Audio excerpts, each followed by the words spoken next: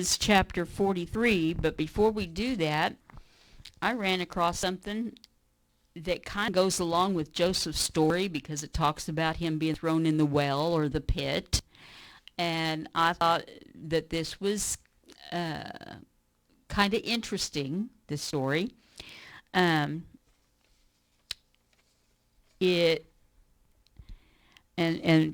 for the title, it's Joseph's Purpose, Part 5 is what we're studying this week.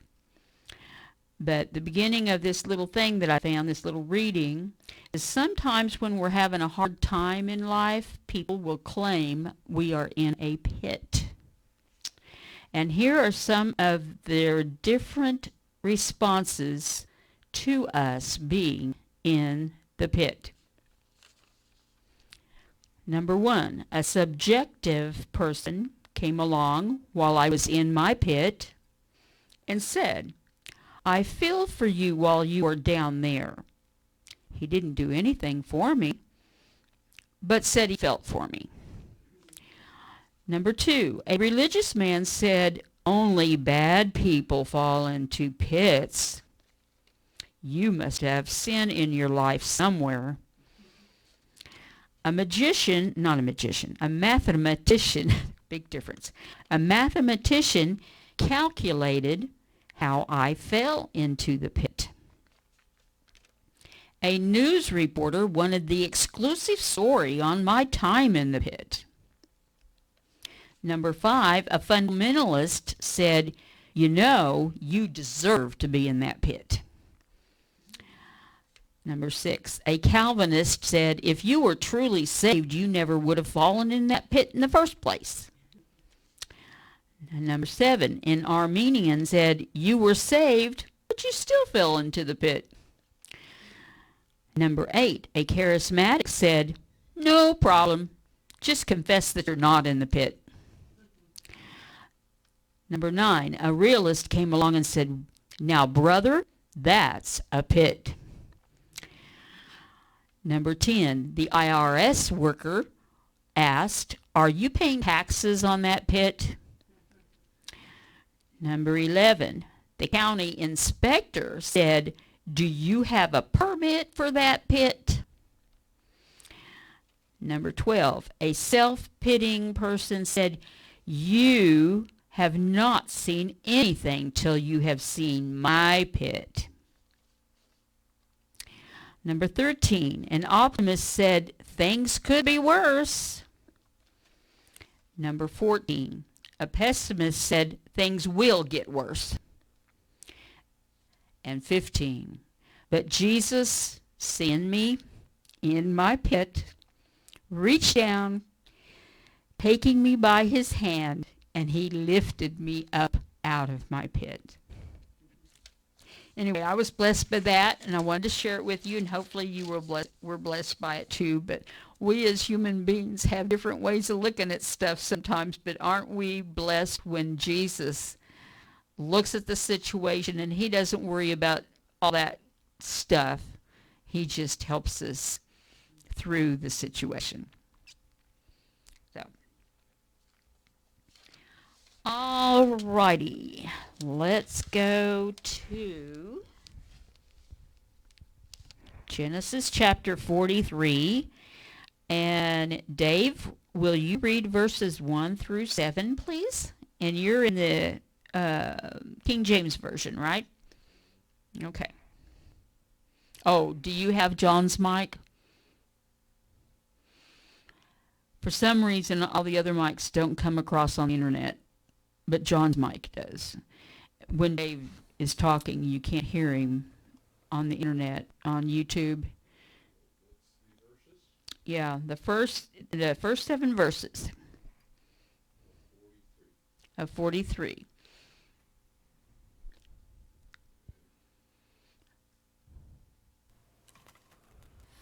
And the famine was sore in the land, and it came to pass, when they had eaten up the corn which they had brought out of Egypt, their father said unto them, Go again, buy us a little food. And Judah spake unto him, saying, The man did solemnly protest unto us, saying, Ye shall not see my face, except your brother be with you. And if thou wilt send our brother with us, we will go down and buy thee food. But if thou wilt not send him, we will not go down. For the man said unto us, Ye shall not see my face, except your brother be with you. And Israel said, Wherefore dealt ye so ill with me, as to tell the man whether ye had yet a brother? And they said, The man asked us straitly of our state and of our kindred, saying, Is your father yet alive? Have ye another brother? And we told him according to the tenor of these words. Could we certainly know that he would say, Bring your brother down? Okay. Any comments?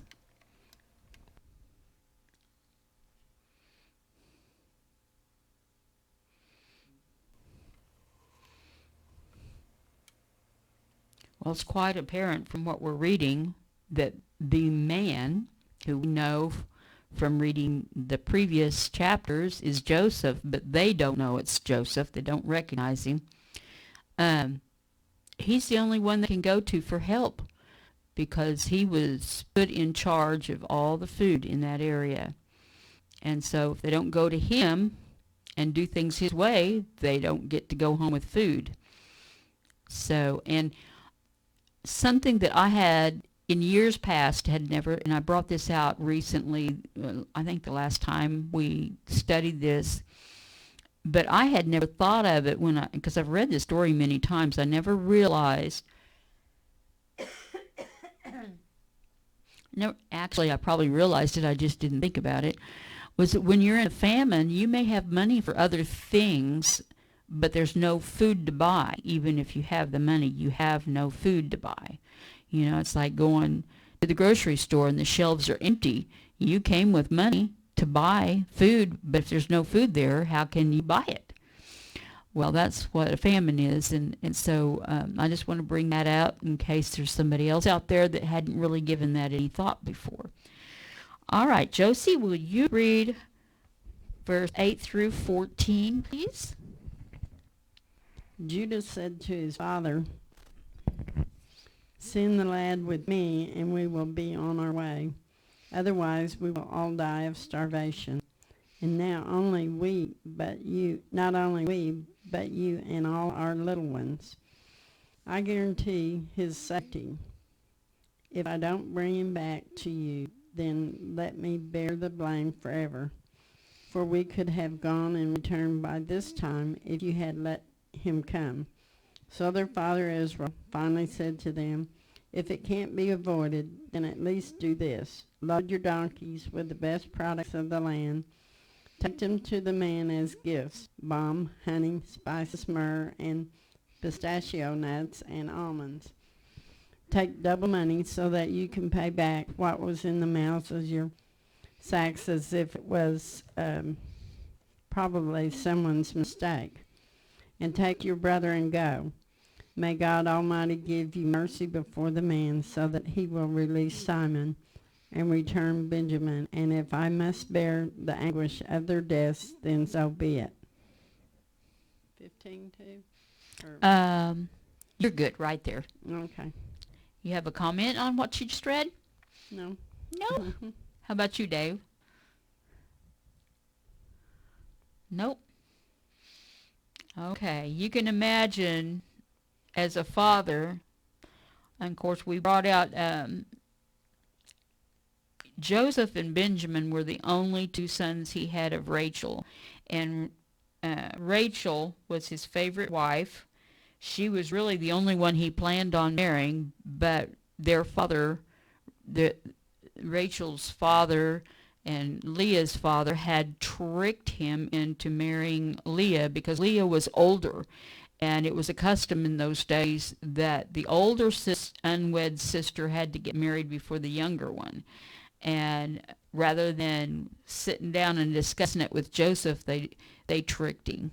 Anyway, you can go back in Genesis to find out how they tricked him and all the details to that. So anyway, Rachel has since passed away, and her two sons, the two sons by her and Israel or Jacob, are Joseph and Benjamin, and Benjamin's the baby of the family. There's 12 sons altogether, and they're all the rest of the other 10 sons are all half brothers to Joseph and Benjamin. So Joseph and Benjamin are special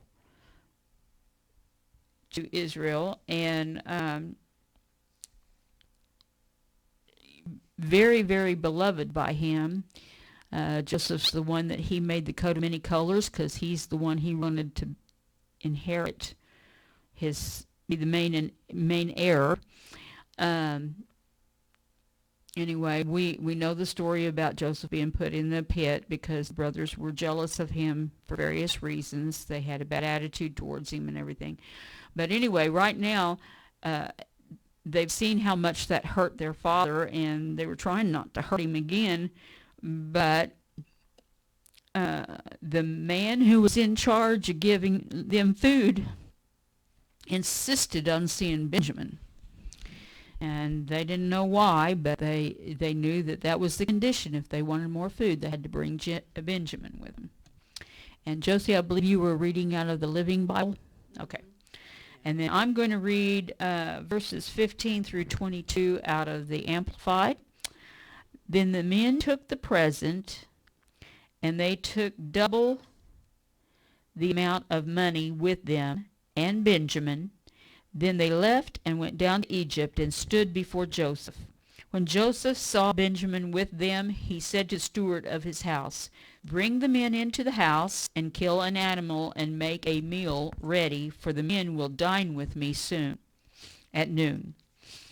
So the man did as Joseph said and brought the men to Joseph's house.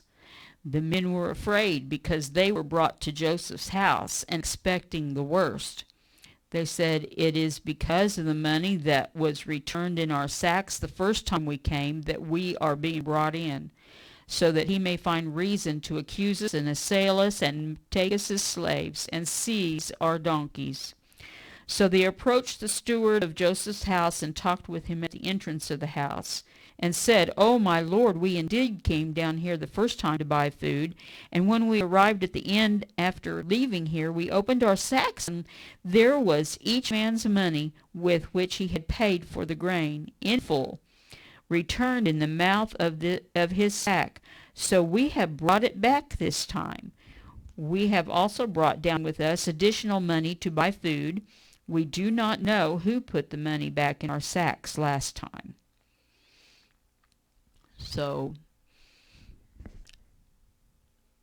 anybody got any comments on that? When you're doing right, but circumstances have been changed by somebody else and makes it look like you're doing wrong, you're fearful of whoever is in charge, and that's the position they're finding themselves in, isn't it? Wow.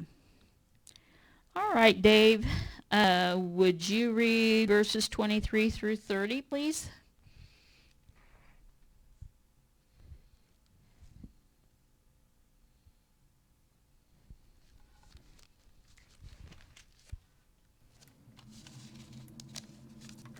And he said, "Peace be to you, fear not your God, and the God of your father hath given you treasure in your sacks. I had your money, and he brought Simon out unto them. And the man brought the men into Joseph's house, and gave them water, and they washed their feet. And he gave their donkeys provender. And they made ready the present against Joseph came at noon, for they heard that they should eat bread there. And when Joseph came home, they brought him the present which was in their hand into the house, and bowed themselves to him to the earth. And he asked them of their welfare, and said, Is your father well, the old man of whom ye spake? Is he yet alive?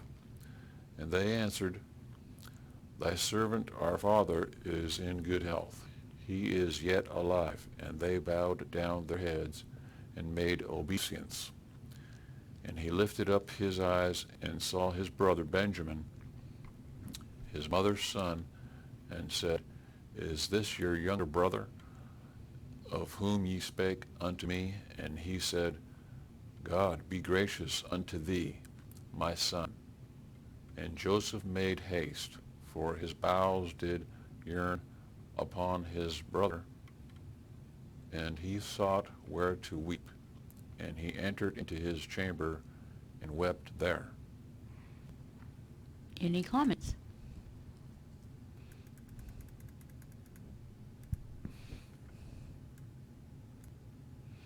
He's feeling pretty emotional about seeing Benjamin, isn't he? Yeah. And hearing that his father is still alive. But he didn't want to show that emotion in front of everybody, because at this point they still don't recognize that that's their brother Joseph. And for whatever reason, he's wanting to not reveal who he is yet. So, all right, so he's trying to get his emotions under control. All right, I'm going to read verses 31 through 34. Then he washed his face and came out, and restraining him said, Let the meal be served. So the servants served Joseph by himself in honor of his rank, and his brothers by themselves, and the Egyptians who ate with him by themselves, because according to custom the Egyptians could not eat food with the Hebrews, for that is loathsome to the Egyptians. Now Joseph's brothers were seated by the steward before him in the order of their birth, the firstborn according to his birthright, and the youngest according to his youth. And the men looked at one another in astonishment, because so much was known about them, because they didn't tell Joseph or any of his workers who was who and in what order they were born. Joseph selected and sent portions to them from his own table, but Benjamin's portion was 5 times as much as any of theirs. So they feasted and drank freely and celebrated with him.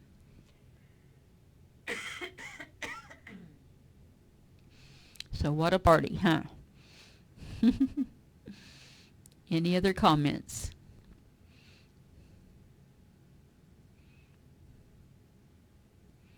Y'all are so quiet.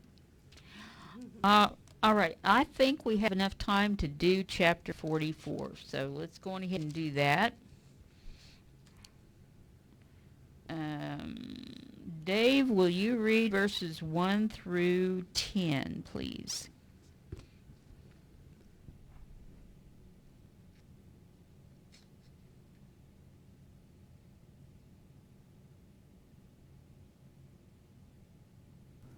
And he commanded the steward of his house, saying, Fill the men's sacks with food, as much as they can carry, and put every man's money in his sack's mouth.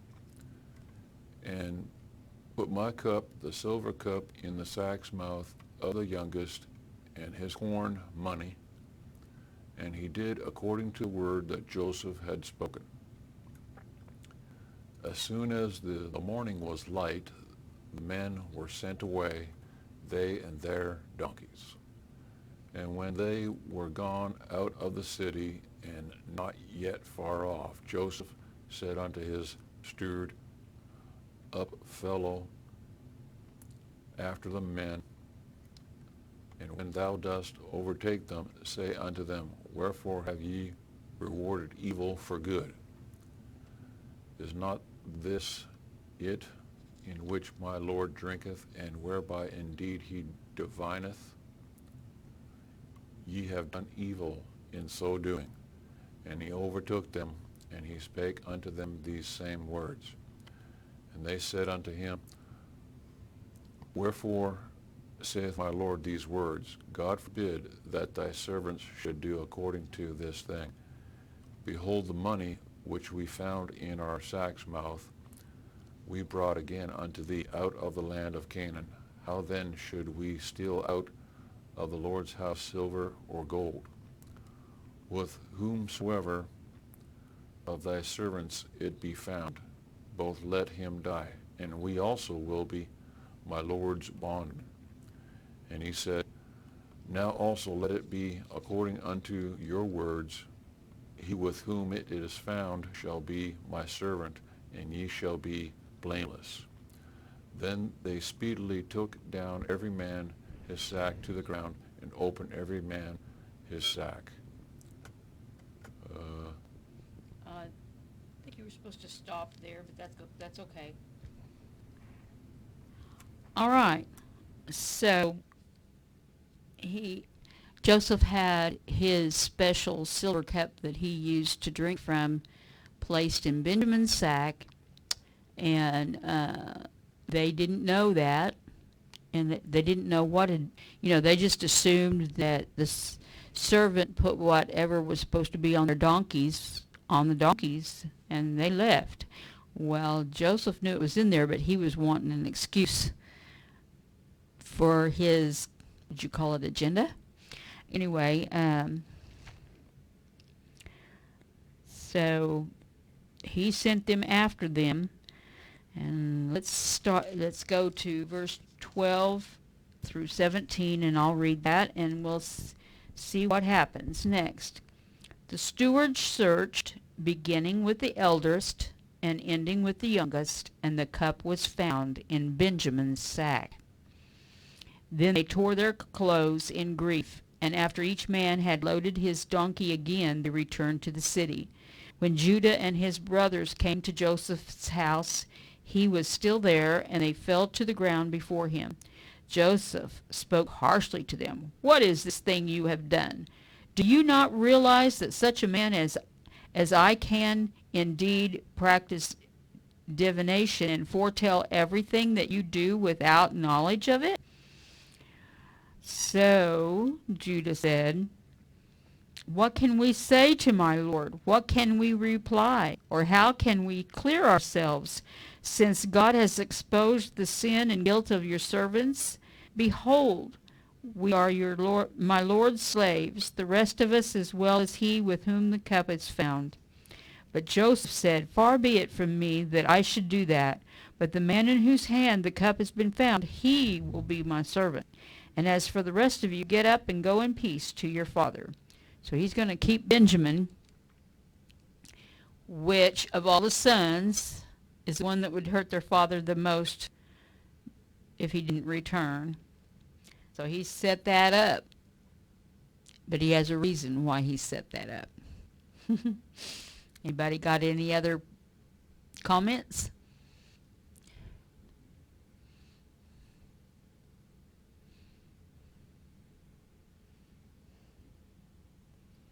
All right, Josie, will you read verses 18 through 29, please? Then Judah stepped forward and said, O sir, let me say just this one word to you. Be patient with me for a moment, for I know you can doom me in an instant, as though you were Pharaoh himself. Sir, you asked us if we had a father or a brother, and we said yes. Yes, we have a father, an old man, and a child of his old age, a little one. And his brother is dead, and he alone is left of his mother's children. And his father loves him very much. And you said to us, Bring him here, so that I can see him. But we said to you, Sir, the lad cannot leave his father, for the father would die. But you told us, Don't come back here unless your youngest brother is with you. So we returned to our father and told him what you said. And when he said, go back again and buy us a little food, we replied, we can't unless you let your youngest brother go with us. Our youngest brother. Only then may we come. Then my father said to us, you know that my wife had 2 sons, and that one of them went away and never returned, doubtless torn to pieces by some wild animal. I have never seen...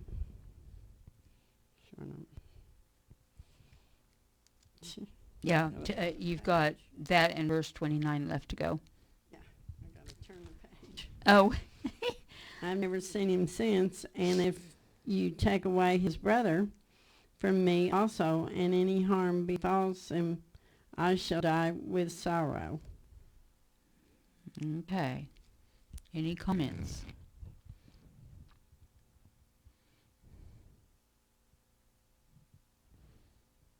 Okay. Dave, could I go on ahead and have you read verses 30 through 34 and finish up that chapter? Now therefore, when I come to the servant, my father, and the lad be not with us, seeing that his life is bound up in the lad's life, it shall come to pass, when he seeth that the lad is not with us, that he will die. And thy servant shall bring down the gray hairs of thy servant, our father, with sorrow to the grave. For thy servant became surety for the lad unto my father, saying, if I bring him not unto thee, then I shall bear the blame to my father forever. Now therefore, I pray thee, let thy servant abide instead of the lad, a bondman to my lord, and let the lad go up with his brethren. For how shall I go up to my father, and the lad be not with me, lest peradventure I see the evil that shall come on my father? Any comments? No? We're just going through the story, and it's just interesting how, to me, how Joseph keeps his identity secret, but yet manages to make it important enough for these people to return with whoever he hasn't seen yet that he wants to see. So that's not just about the food and the grain. It's about family, only they don't recognize that at the moment. So, I